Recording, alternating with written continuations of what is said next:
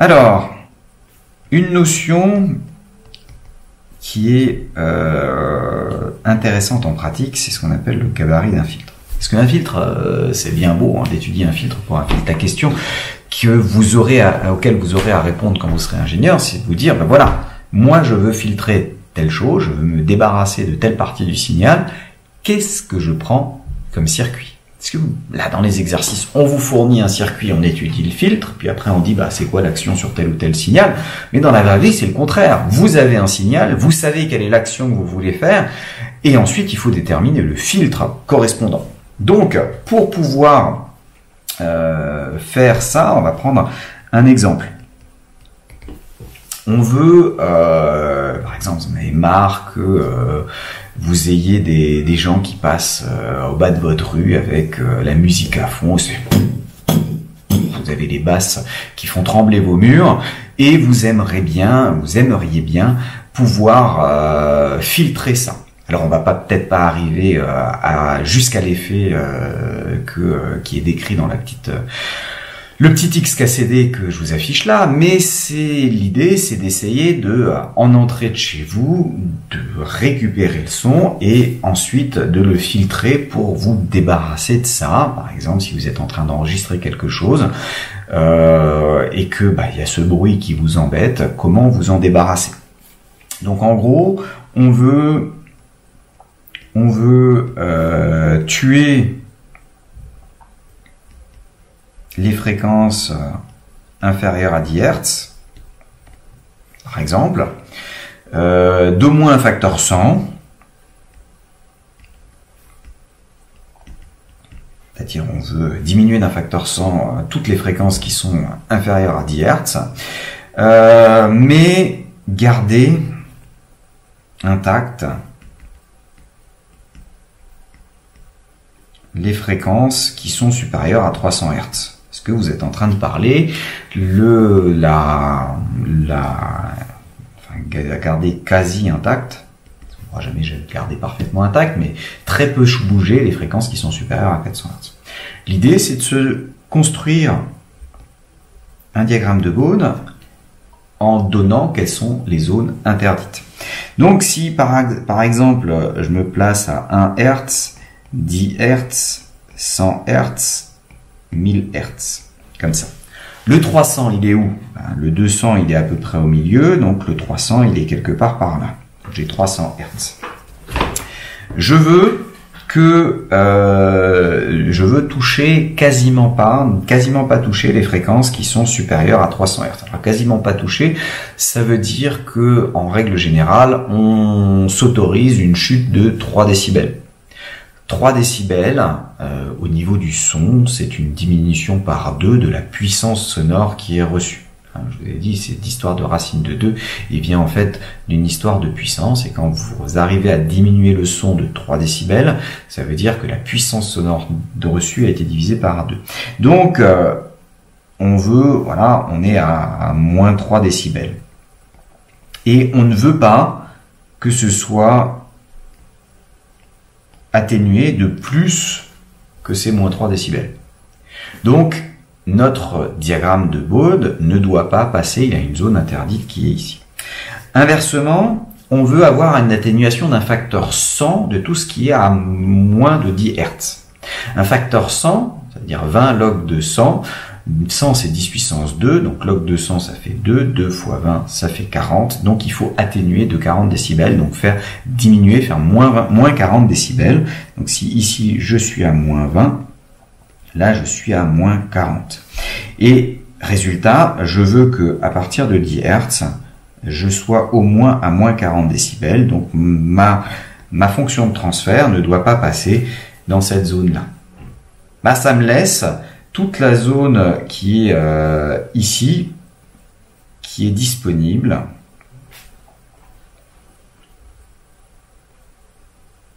Donc toute la zone ici qui est disponible.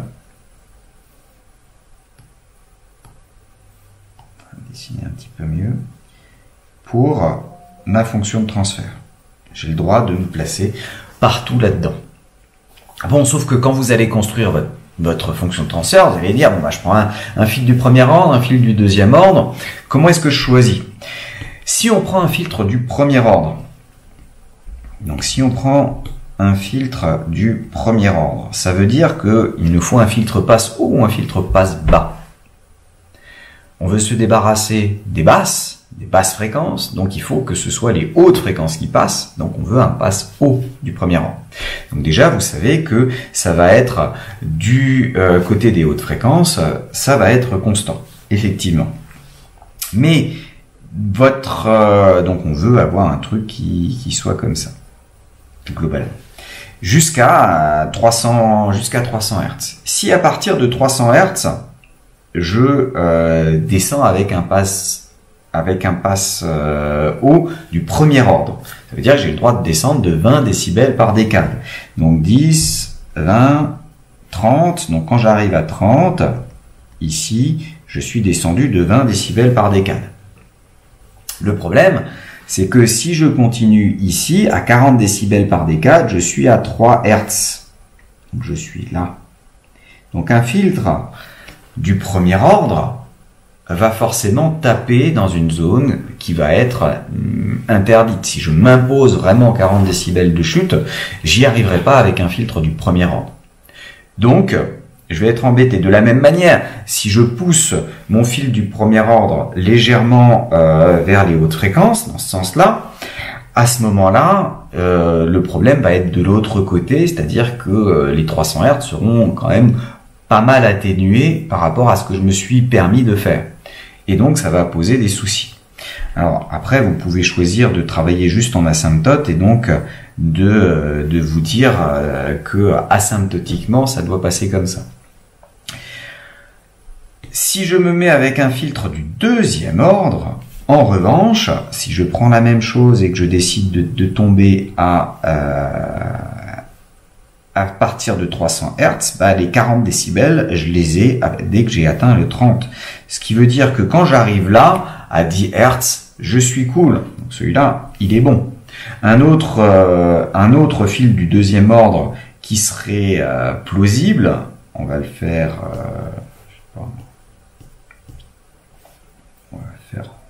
violet. Donc un autre filtre du deuxième ordre qui serait plausible, c'est qui passe tout juste à ces moins 40 décibels, ce qui veut dire que comme ça monte à 40 décibels par décade, je suis, oups, faire ça comme ça, je monte jusqu'à 100 Hz comme ça. Alors c'est la même pente qu'avant. Ouais.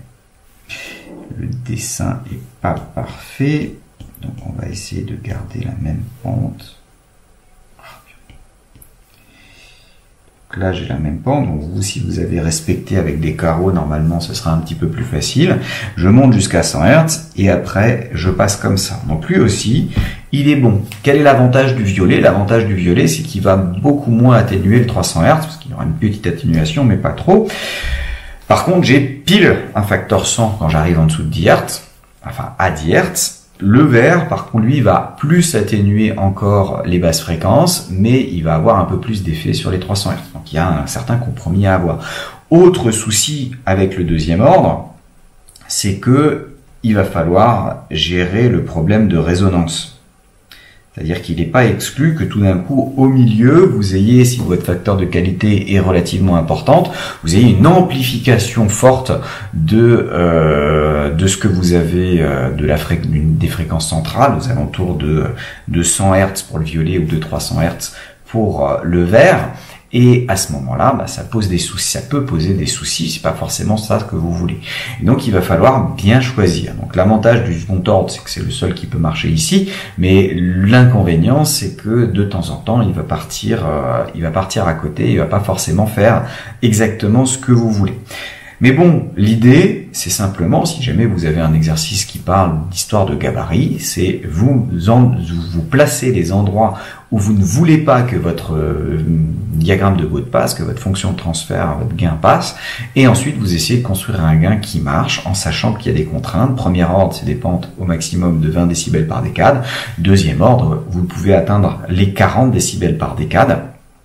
et vous pouvez faire des passebandes, ce que vous ne pouvez pas faire avec du premier ordre. Voilà, donc il faut trouver le bon jeu de paramètres, et après il suffit de faire des petits calculs pour savoir quelle résistance et quelle capacité choisir, par exemple dans un filtre RC, ou quelle bobine pour un filtre RLC, puisque là on voudrait un truc du second ordre. Alors, dernier petit point, voilà, deux derniers petits points. Alors un filtre, ça sert bien sûr à filtrer, mais ça peut servir à d'autres choses aussi. Donc on va justement voir dans cette section sur les usages détournés du filtrage, qu'est-ce qu'on peut en faire. Alors le premier usage, ça va être de faire la moyenne. Donc usage détourné, entre guillemets, parce que finalement c'est des usages totalement utiles et licites, c'est simplement que c'est pas forcément les premiers auxquels on va penser. Et le premier, c'est le moyen-âge. Moyen-âge dans le sens prise de la moyenne et pas d'une période de l'histoire qui a marqué par son manque de rigueur scientifique. Alors, le Moyen-Âge, donc la prise de la moyenne, c'est, vous vous souvenez, si vous avez un signal qui s'écrit, alors on va prendre U tout de suite, U de t qui s'écrit Ki0 plus une somme de n égale 1 à l'infini de Ki n cosinus n oméga t plus phi n. Moi, ce qui m'intéresse, ce serait d'obtenir la valeur du Ki0. Et la valeur du Ki0, c'est un signal sinusoïdal de fréquence nulle. Donc, si vous prenez un filtre passe-bas, donc si on prend un passe-bas tel que sa répulsation de coupure soit très inférieure au oméga de base là-dedans, tous les termes qui sont dans cette somme-là vont être atténués et donc vous allez vous obtenir un signal qui va être juste le signal qui va osciller autour de la moyenne. Et puis si vous faites la mesure, ça va fonctionner. Donc par exemple, si vous avez un Ki0 ici et que normalement votre signal il fait des trucs comme ça, hop. Donc c'est un signal périodique, mais qui oscille autour de la valeur moyenne. À ce moment-là, après avoir pris après le faire passer dans un filtre passe-bas de pulsation de coupure suffisamment faible, vous allez avoir des petites oscillations autour de la valeur moyenne, mais globalement, vous allez rester autour de la moyenne beaucoup plus facilement. Et donc, si vous demandez à un voltmètre de mesurer ça, il vous donne directement. D'ailleurs, c'est comme ça que le voltmètre va fonctionner. Il va essayer de prendre la valeur moyenne de votre signal en faisant un filtrage. Et en fait, si vous avez un signal qui varie trop lentement, qu'est-ce que vous allez observer au voltmètre? Vous allez que l'affichage va varier et va suivre en fait votre signal. C'est pour ça que les voltmètres ne sont efficaces qu'à partir d'une fréquence de l'ordre de 10 Hz, parce que si à la main vous changez avec une période d'à peu près une seconde, donc une fréquence de 1 Hz, vous verrez les modifications sur le voltmètre. La plupart du temps, c'est ce qu'on veut. Quand on veut changer un générateur à la main, on veut pas avoir à attendre 10 minutes avant que la moyenne prenne en compte le fait qu'on ait changé la valeur. Donc, il suffit ici, pour faire un moyen-âge, pour récupérer le Ki0, vous vous débrouillez pour avoir une fréquence de coupure, une pulsation de coupure très inférieure à la pulsation de base du fondamental de votre signal. Donc ça, c'est premier usage. Deuxième usage, vous pouvez prendre la dérivée. On peut faire une dérivation. C'est-à-dire que de manière analogique, vous pouvez obtenir la dérivée de votre système. Alors, vous savez que quand vous avez un signal sinusoïdal, dérivé dans des notations complexes, ça revient à multiplier par j oméga.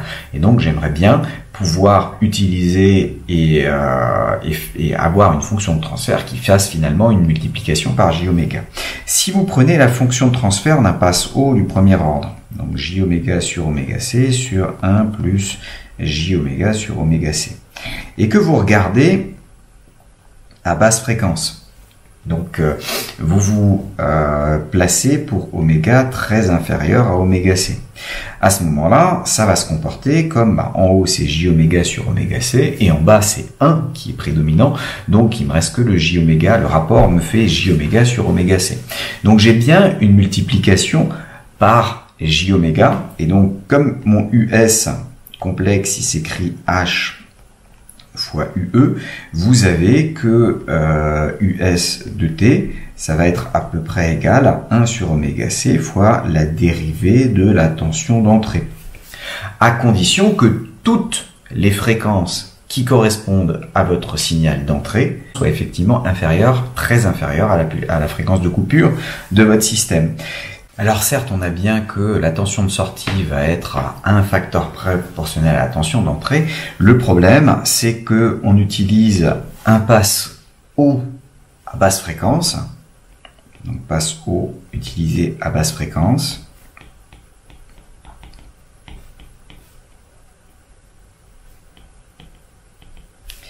Et donc, on a un signal de sortie qui va vraisemblablement être tout rikiki. Il va falloir amplifier par la suite. Donc signal de sortie de faible amplitude, puisque justement le but d'un passo normalement c'est de tuer les basses fréquences. Alors il les tue en les dérivant, mais c'est quand même de faible amplitude. Donc signal de sortie de faible amplitude à amplifier si nécessaire.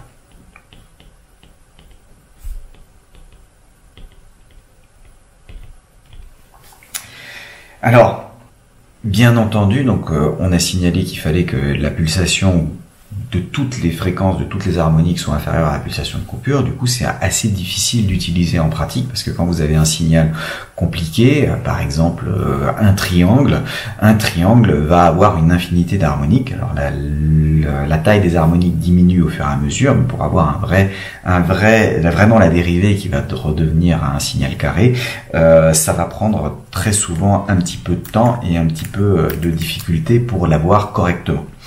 Mais bon, ça nous permet quand même de faire une dérivée si jamais on en a besoin. Vous avez la même chose que l'on peut faire dans l'autre sens, une intégration. Si on a utilisé un passe haut à basse fréquence pour faire une dérivation, il suffit d'utiliser un passe bas à haute fréquence pour faire une intégration. Alors, je vous démontre ça.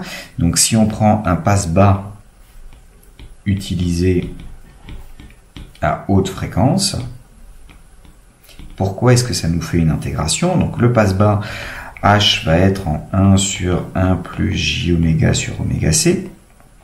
Et donc il va se comporter à haute fréquence, donc pour oméga très supérieur à oméga C, comme 1 sur J oméga sur oméga C, c'est-à-dire oméga C sur J oméga.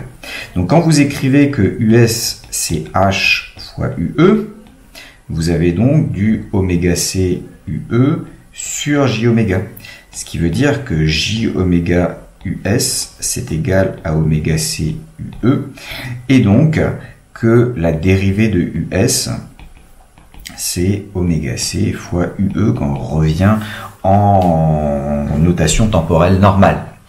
Et ça, ça c'est valable tant que la pulsation est inférieure à oméga C. Alors il suffit de prendre que est supérieur à oméga C, il suffit de prendre le fondamental qui soit très supérieur à oméga C, et automatiquement toutes les harmoniques vont être supérieures à oméga C, donc ça marche bien. Et vous avez bien qu'ici, l'entrée étant la dérivée de la sortie, ça veut dire que la sortie c'est une primitive de l'entrée, vous avez intégré votre signal. On peut voir un exemple très simple, c'est quand vous appliquez sur un circuit RC, ça c'était notre exemple de passe bas du premier ordre. Donc la tension de sortie, la tension aux bornes du condensateur, vous la connaissez bien cette tension aux bornes du condensateur. Normalement, si vous imposez un signal créneau, vous avez vos branches d'exponentielle qui se baladent. Donc ça c'est le signal d'entrée, et le signal de sortie, ça va être des branches d'exponentielle qui n'arrivent pas tout à fait forcément jusqu'en haut. Voilà, et vous avez ça. Donc ça, c'est ce que vous observiez. Justement, on s'était débrouillé pour avoir une période suffisamment grande, donc une fréquence suffisamment faible pour voir en TP entièrement les montées et les descentes. Donc ça, c'est quand vous avez un oméga inférieur ou de l'ordre à oméga C, vous allez pouvoir observer les montées. Si au contraire, vous vous placez à très haute fréquence, donc un oméga très supérieur à oméga C, le temps que le condensateur se dise tiens, il faut que j'aille viser l'asymptote, que déjà l'asymptote a changé. Donc vous avez un comportement bien plus rapide dans vos montées-descentes, comme ça, et résultat, le temps, on monte, tiens, on voudrait bien arriver jusqu'au bout là, mais on n'a pas le temps, hop, on redescend, hop, on voudrait bien arriver jusqu'en bas, on n'a pas le temps, on monte, on descend, on monte, on descend, on monte, on descend. Qu'est-ce qu'on a comme signal? On a un signal quasiment triangulaire, quasi triangulaire, puisque vos exponentielles, quand vous regardez suffisamment sur un intervalle de temps suffisamment court, ça va être quelque chose de...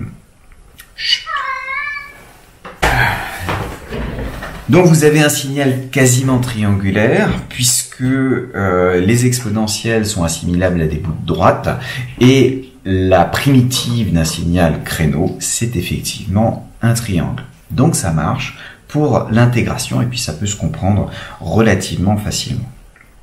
Alors un point qui est important en pratique, c'est les impédances d'entrée et de sortie quand vous allez vouloir mettre plusieurs filtres en cascade, ou au contraire quand vous allez vouloir brancher quelque chose sur un filtre, parce qu'un filtre c'est bien beau pour l'étudier comme ça, mais si vous branchez rien dessus et qu'il filtre rien, finalement c'est pas très intéressant. Donc il faut quand même en parler un petit peu, donc les impédances d'entrée et de sortie,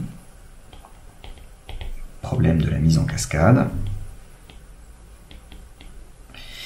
Donc, hop, vert. Donc les impédances d'entrée, généralement, quand vous prenez votre filtre,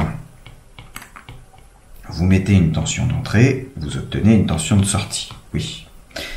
Mais pour faire les calculs, en règle générale, on va supposer que le courant de fuite est quasiment nul pour pouvoir appliquer notre diviseur de tension. Ça tournera dans tous les exercices quand vous devez calculer une fonction de transfert, ça tourne autour d'un diviseur de tension, donc à bien réviser, parce qu'on va l'utiliser tout le temps. Et résultat, on imagine qu'il n'y a rien de branché derrière. Rien de branché derrière, c'est finalement pas si intéressant. Et donc, par exemple, si vous mettez un signal d'entrée et vous dites j'aimerais bien filtrer les basses fréquences et les hautes fréquences, alors c'est pas grave, je mets un premier filtre qui me filtre les basses fréquences et puis je branche dessus un deuxième filtre qui va filtrer les hautes fréquences. Et puis après, j'ai un machin que je veux utiliser derrière, ce qu'on appelle la charge derrière. Donc pour que le I fuite 1 et le I fuite 2, il faut à chaque fois avoir que on veut que la résistance ou l'impédance plutôt, l'impédance d'entrée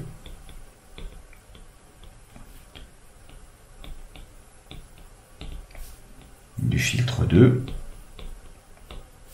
soit très supérieure à celle de sortie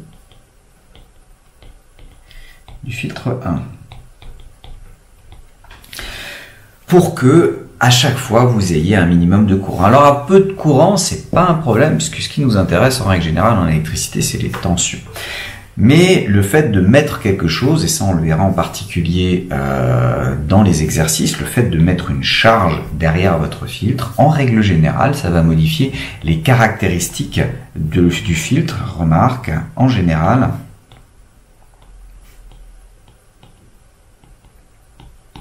la charge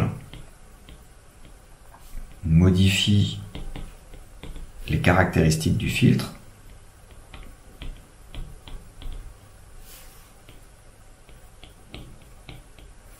fréquence de coupure, par exemple,